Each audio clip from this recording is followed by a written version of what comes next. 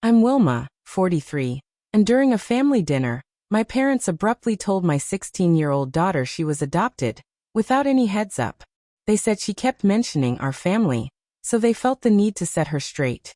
Her therapist had advised me to hold off on this revelation due to her mental health struggles. I didn't orchestrate this disclosure. 9 hours later, I cut them off completely. If you've ever been let down by those meant to lift you up, drop a comment about where you're tuning in from. That evening, I thought I was just running behind schedule. Work kept me late, and I got stuck in traffic behind a delivery van crawling backward.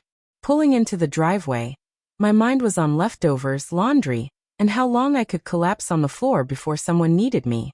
I had no clue this night would change everything. Stepping through the door, I was about to enter a new reality. At that moment, I was still at ease, still in a world where things felt normal. "Hey," I called out, walking inside. My husband was in the kitchen, stirring something reddish in a pan. "Hey," he replied. "Traffic?" "Yeah," I said, slipping off my shoes. "'Cause not home yet?" He shook his head. "Nope." I figured she was still at my parents' place, maybe eating dinner. It added up. She was supposed to head there after school to help with something. Decorations, maybe my mom's version of holiday efficiency. They'd offered to feed her, and she said she'd be back afterward. Nothing odd. Probably caught up in one of Dad's endless stories, I said, half laughing. My husband grinned. "She'll call if she needs us." We moved through the kitchen like it was any other night. He strained the pasta. I sorted the mail. We had a brief debate about whether we had enough spinach to feel virtuous. The dishwasher chimed, and I ignored it out of habit. It wasn't until just past 6:50 p.m. that I noticed she hadn't checked in. I glanced at my phone, no texts, no missed calls. I fired off a message. "Still at Grandma's?" No response.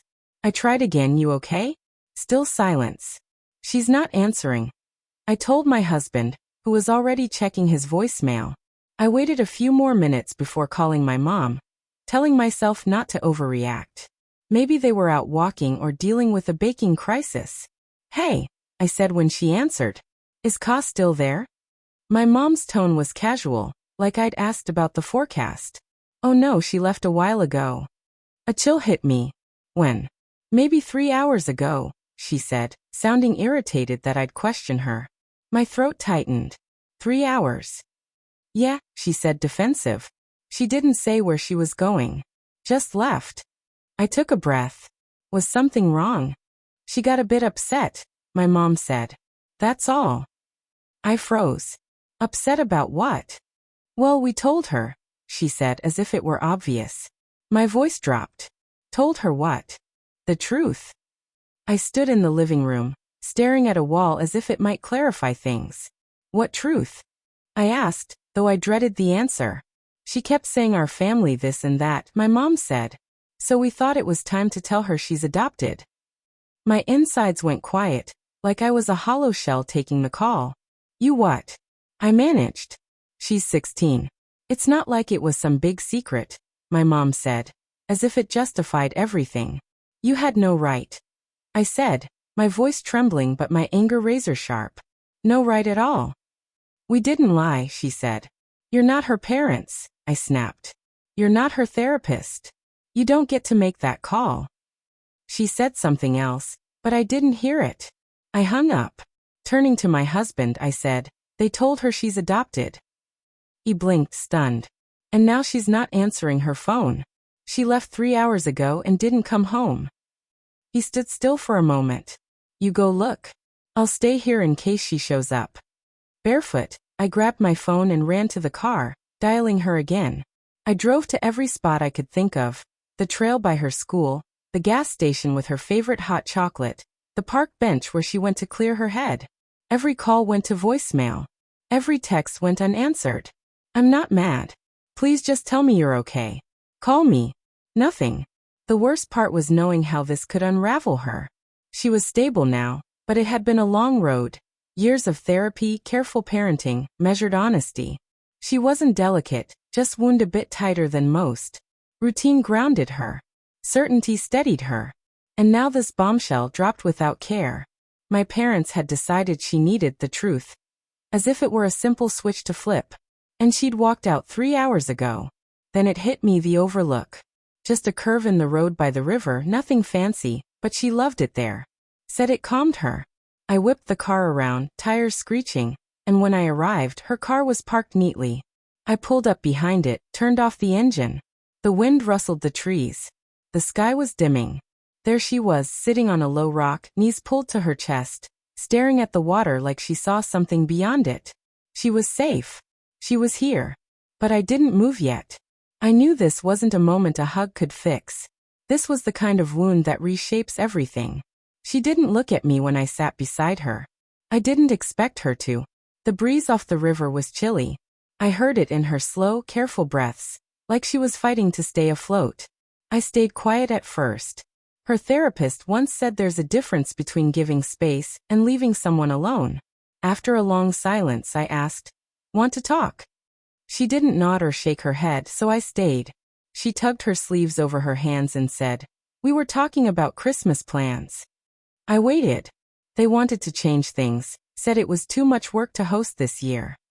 That sounded like my parents, tradition lovers until it required effort. I said, "In our family we always do it this way." Things got heated. Everyone had something to say. Someone called me stubborn, and I half joked, "Well, I got that from Grandma." She paused, swallowed hard. Then she looked at me and said, "You didn't get anything from me. You're adopted." I looked away for a moment, needing one breath to pretend this wasn't happening. "She just said it," Ka continued. I asked, and she was mad, like I'd offended her by saying I got something from her. She stared at the water. No one said anything. No one looked up. My stomach just twisted. I got up and left.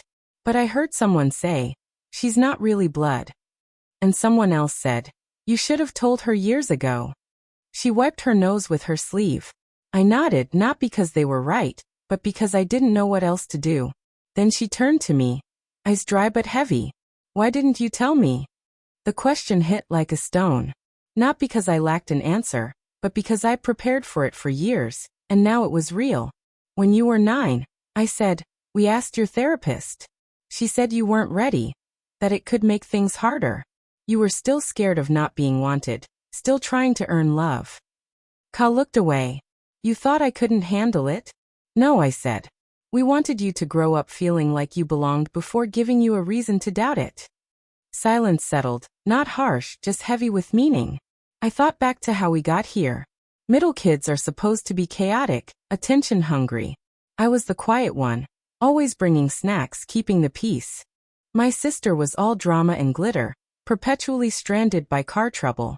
My brother jetted off to Europe after college, chasing some vague logistics career, never looking back. So when my parents needed help, groceries, repairs, small bills, I stepped up. When small bills turned into mortgage payments, I said yes because that's who I am. I carry things. Apparently, I also funded their retirement. I never told anyone, not even my husband. It felt like my burden to bear. My sister was always jobless, my brother always abroad. That left me, dependable, invisible me. I used to think they trusted me more. Now I wonder if they just knew I'd never say no. When we met Ka, she was one, heartbreakingly quiet. She clung to things, not in tantrums, but with a silent, desperate grip. Her tiny hand clutching a blanket like it might vanish. Her eyes scanned every room she entered. The caseworker called her background mostly normal, which I've since learned means, we don't know and don't ask. No medical history, no steady caregivers, just vague notes with phrases like, difficulty self-soothing, and resists comfort. But when she grabbed my finger that first time, that was it. She was ours. Trauma doesn't always shout. Sometimes it's quiet. Perfect grades paired with a flinch when a door slams. Ka never acted out. She over-apologized. She panicked if we rearranged furniture without warning. By 6, she knew everyone's coffee order. She smiled often, but it didn't always reach her eyes. We started therapy not for a crisis, but to prevent one. At 9 we asked the therapist, "Is it time?" She said no. Ka was still learning to feel safe, still asking if she belonged. Let her feel rooted before shaking her world. So we waited, not hiding the truth, just giving her time before it shifted everything. And now here we were, on a rock by the river, after it all fell apart. Ka looked at me, not angry, just exhausted. I don't care that I'm adopted, she said. I care that they made it sound like I don't belong. My throat tightened. They made it sound like a reason, not a fact. I'm not really part of this, she said, her voice quiet but firm. You're not them, I said. She nodded faintly. We sat in silence, not heavy, just human. Eventually, she turned back to the water, and I stayed beside her, thinking we waited to protect her, not foreseeing who'd break her instead. We sat for a long time. No tears, no movie moment sobbing. Just the quiet after something shatters, figuring out what's left to hold. Finally, I said, "We can go when you're ready." She didn't reply, but 5 minutes later she stood. I followed her to the car. That night, my husband and I barely spoke. Ka went to her room, shut the door. We stood in the kitchen like survivors of a shipwreck, stranded. He handed me a tea bag, then realized he hadn't boiled water. I said it was fine, we didn't need tea. We needed a plan. I sat at the table. He sat across. I opened my laptop.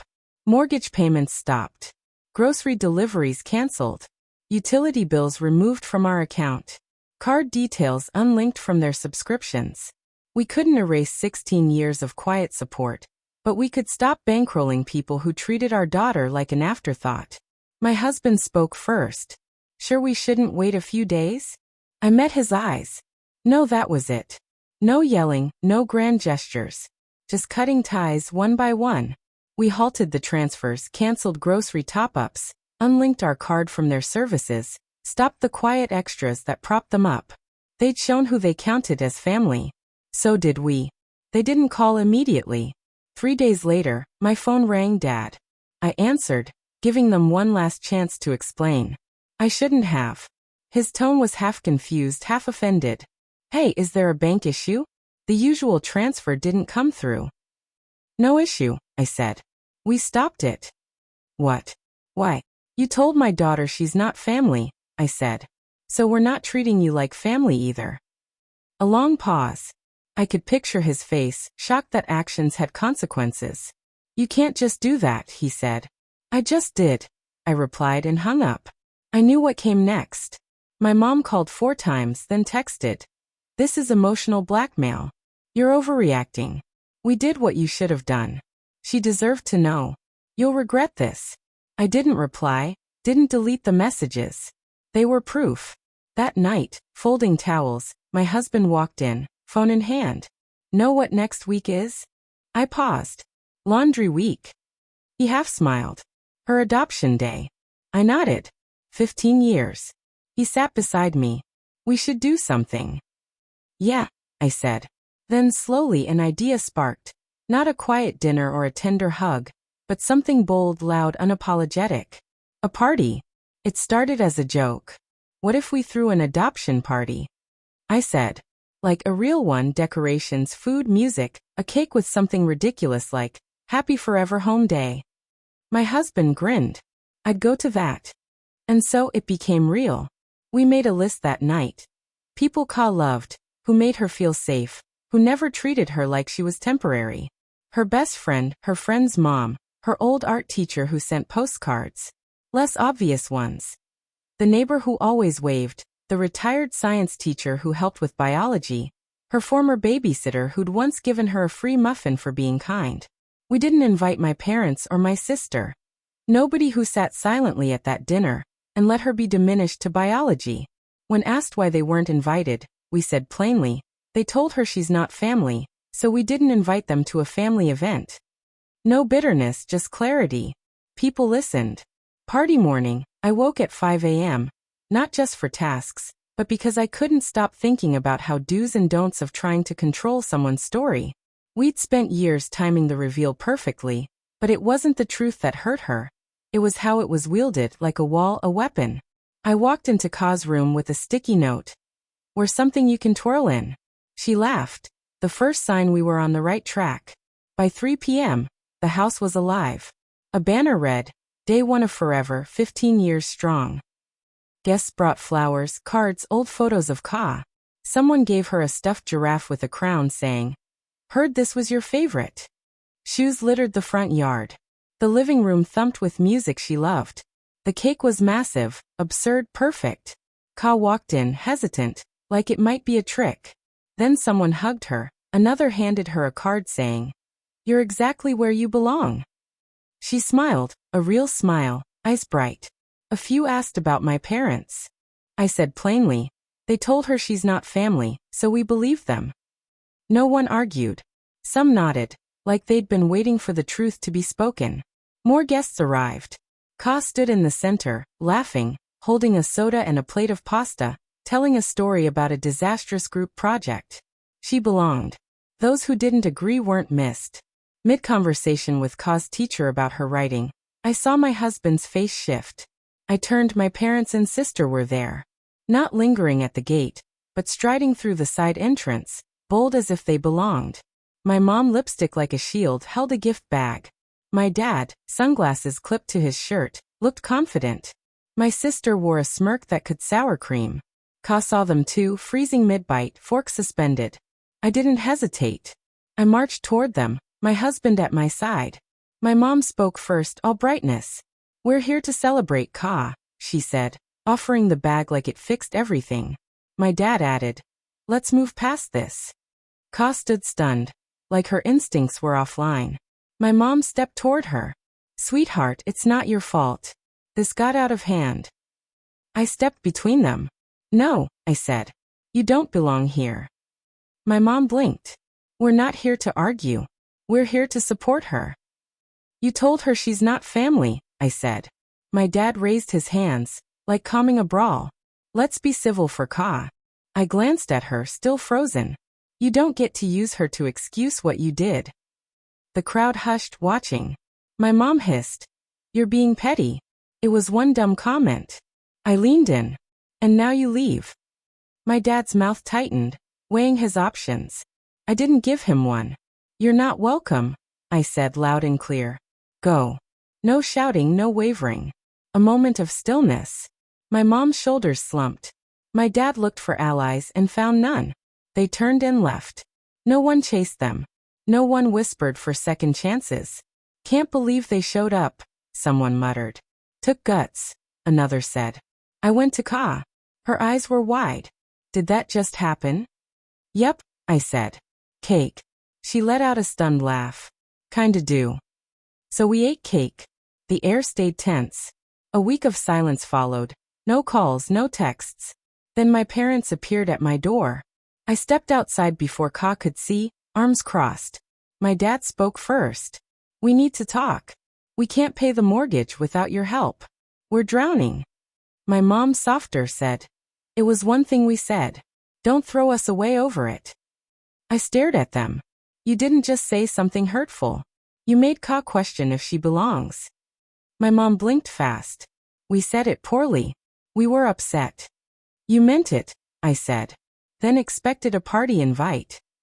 "We were trying to help," she insisted. "You told her she's not really family and went back to your dinner while she cried alone by the river." My dad tried again.